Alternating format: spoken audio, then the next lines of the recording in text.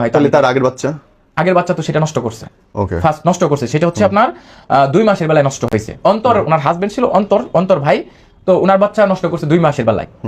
মানে উনি বারবার বলছে একটা বাচ্চা নষ্ট হয়েছে, কিন্তু ওনার সন্তান নষ্ট করছে 2টা।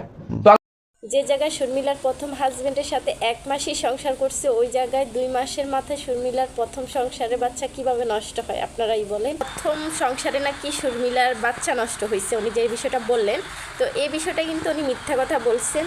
ওর প্রথম সন্তান হয় নাই, আসলে বিয়ে হয়েছে 1 মাস সংসার করছে।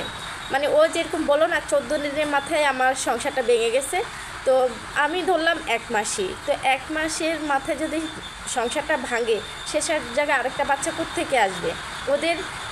ওদের সম্পর্কটা মিলতেছিল না বিদেই কিন্তু সম্পর্কটা টিকে নাই। আর আলম হাসান যেটা বললো একসাথে নাকি এই সংসারে একটা বাচ্চা নষ্ট হয়েছে, তারপর আলম হাসানের সংসারে গিয়ে একটা বাচ্চা নষ্ট হয়েছে, এটা মিথ্যা কথা বলছে আলম হাসান।